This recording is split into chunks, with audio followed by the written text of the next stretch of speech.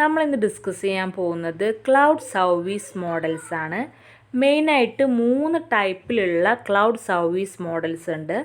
ഒന്ന് infrastructure as A service ആണ് IaaS. Second വരുന്നത് പ്ലാറ്റ്ഫോം ആസ് എ സർവീസ് ആണ് PaaS.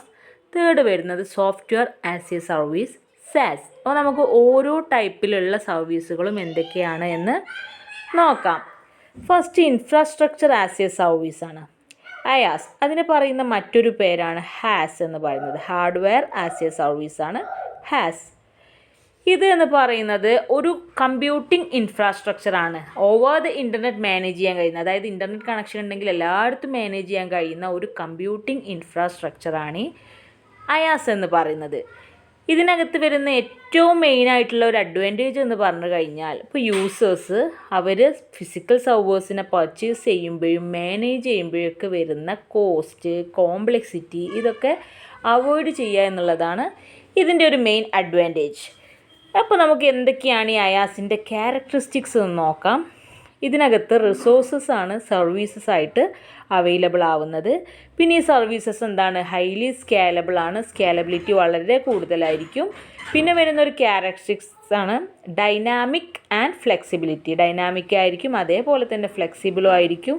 പിന്നെ GUI ആൻഡ് API ബേസ്ഡ് ആയിട്ടുള്ള ആക്സസ് ആണ്. നമുക്കറിയാം ഏറ്റവും യൂസർ ഫ്രണ്ട്ലി ആയിട്ടുള്ള ഇൻ്റർഫേസുകളാണ് GUI, അതായത് graphic user interface and application programming interface. So അതിൻ്റെ ബേസിലായിരിക്കും ഇത് ആക്സസ് ചെയ്യാവുന്നത്. അതുകൊണ്ട് തന്നെ കൂടുതൽ യൂസർ ഫ്രണ്ട്ലി ആണ്. പിന്നെ ഓട്ടോമേറ്റഡ് ആയിട്ടുള്ള അഡ്മിനിസ്ട്രേറ്റീവ് ടാസ്കുകളാണ് ഇതിനകത്ത് ഉണ്ടായിരിക്കുക. അപ്പോൾ ഇത്രയാണ് ഇതിൻ്റെ ക്യാരക്ടറിസ്റ്റിക്സ് ആയിട്ട് വരുന്നത്. എക്സാമ്പിൾസ് എന്തൊക്കെയാണ്? DigitalOcean, Linode, Amazon web services അതായത് AWS, Microsoft Azure, Google compute engine, Rackspace and Cisco Metacloud. ഇത്രയാണ് IaaSൻ്റെ എക്സാമ്പിൾസ് ആയിട്ട് വരുന്നത്. പിന്നെ വരുന്ന ഒരു സർവീസ് എന്ന് പറഞ്ഞു കഴിഞ്ഞാൽ പ്ലാറ്റ്ഫോം ആസ് എ സർവീസാണ് PaaS. ഈ PaaS cloud computing platform create ചെയ്യുന്നത് മെയിനായിട്ട് പ്രോഗ്രാമേഴ്സിന് വേണ്ടിയിട്ടാണ്. അവർക്ക് അവരുടെ ആപ്ലിക്കേഷൻസ് ഡെവലപ്പ് ചെയ്യാനും ആപ്ലിക്കേഷൻസ് ടെസ്റ്റ് ചെയ്യാനും അതേ ആപ്ലിക്കേഷൻസ് റൺ ചെയ്യാനും മാനേജ് ചെയ്യാനൊക്കെ വേണ്ടിയിട്ടാണ് നമ്മൾ ഈ PaaS എന്നുള്ള സർവീസ് പ്രൊവൈഡ് ചെയ്തിട്ടുള്ളത്. ഇനി നമുക്ക് അതിൻ്റെ ക്യാരക്ടറിസ്റ്റിക്സ് എന്തൊക്കെയാണെന്ന് നോക്കാം.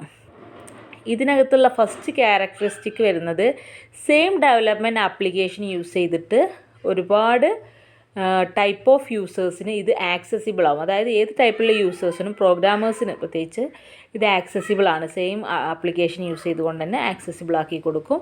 പിന്നെ വെബ് സർവീസസും ഡാറ്റാബേസസും ഒക്കെ ഇൻ്റഗ്രേറ്റ് ചെയ്ത് കൊണ്ടുവരും.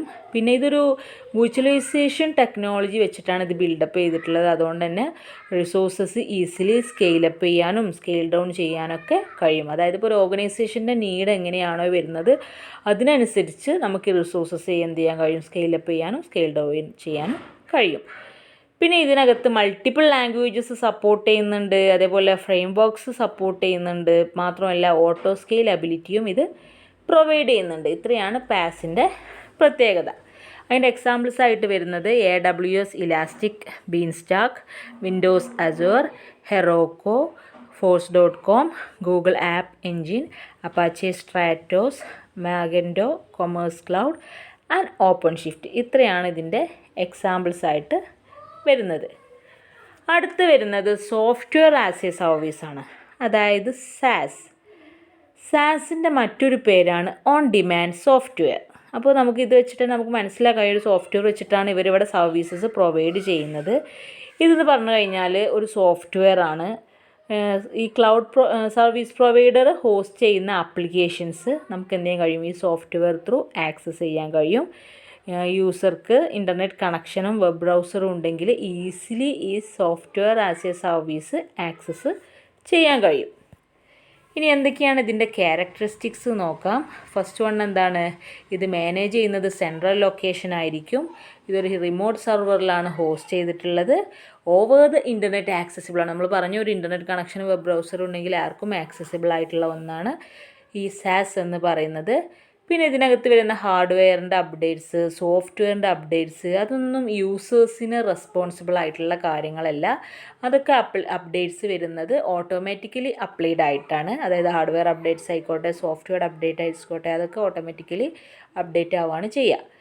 പിന്നെ സർവീസസ് പർച്ചേസ് ചെയ്യുന്നത് എങ്ങനെയാണ്? പേ ആസ് പെർ യൂസ് ബേസിലാണ്. നമ്മൾ സോഫ്റ്റ്വെയർസിൻ്റെ പല സർവീസ് കേസുകൾ പറഞ്ഞപ്പോഴും അവിടെയൊക്കെ പറഞ്ഞ പോയിൻ്റാണ് ഈ പേ ആസ് പെർ യൂസ്. അതായത് നമ്മൾ യൂസ് ചെയ്യുന്നതനുസരിച്ച് പേ ചെയ്യുക എന്നുള്ളതാണ് ഇതിൻ്റെ മറ്റൊരു ക്യാരക്ടറിസ്റ്റിക്. ഇനി എന്തൊക്കെയാണ് എക്സാമ്പിൾസ് വരുന്നതെന്ന് നോക്കാം. ഫസ്റ്റ് പോയിൻ്റ് ബിഗ് കൊമേഴ്സ്, പിന്നെ ഗൂഗിൾ ആപ്സ്, പിന്നെ Salesforce, Dropbox, Zendesk, Cisco WebEx, Zendesk, Slack and GoToMeeting. ഇത്രയാണ് ഇതിൻ്റെ എക്സാമ്പിൾസ് ആയിട്ട് വരുന്നത്.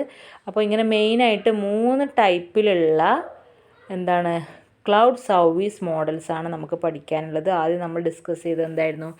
ഇൻഫ്രാസ്ട്രക്ചർ ആസ് എ സർവീസ്, പിന്നെ പ്ലാറ്റ്ഫോം ആസ് എ സർവീസ്, പിന്നെ സോഫ്റ്റ്വെയർ ആസ് എ സർവീസ്. ഈ infrastructure as A സർവീസിൻ്റെ മറ്റൊരു പേരാണ് ഹാർഡ്വെയർ ആസ് എ സർവീസ്. ഇത് ഓവർ ദ ഇൻ്റർനെറ്റ് മാനേജ് ചെയ്യുന്ന ഒരു computing ഇൻഫ്രാസ്ട്രക്ചറാണ്.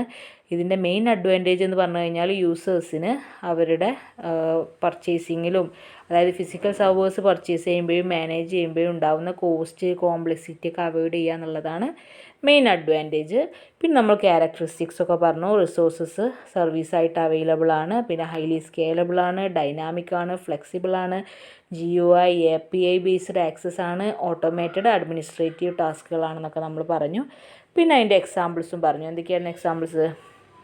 Digital ocean, Linode, Amazon web service, Microsoft Azure, Google compute engine, Rackspace and Cisco Metacloud. പിന്നെ അടുത്ത് നമ്മൾ ഡിസ്കസ് ചെയ്തത് പ്ലാറ്റ്ഫോം ആസ് എ സർവീസാണ്, അതായത് പാസ്.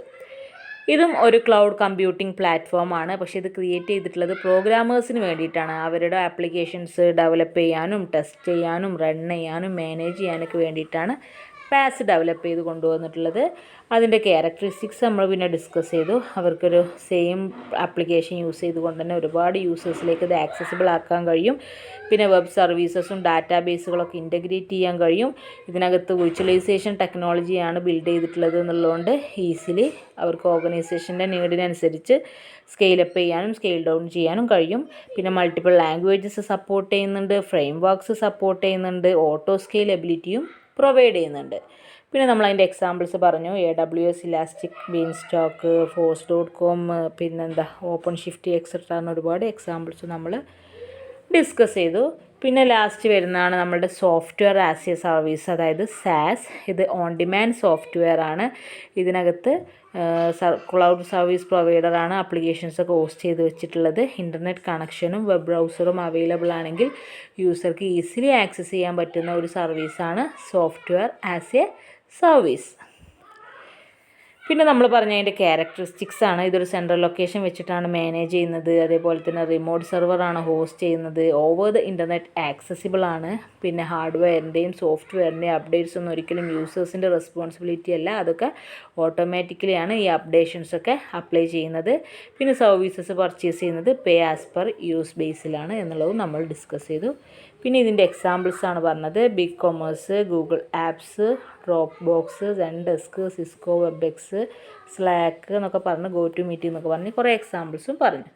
അപ്പോൾ എല്ലാവർക്കും കൺസെപ്റ്റുകൾ ക്ലിയർ ആയിട്ടുണ്ടാവുമെന്ന് വിചാരിക്കുന്നു. ഡീറ്റെയിൽ ആയിട്ടുള്ള വീഡിയോ നമുക്ക് സെപ്പറേറ്റ് ആയിട്ട് അടുത്തത് ചെയ്യാം കേട്ടോ. Okay, thank you.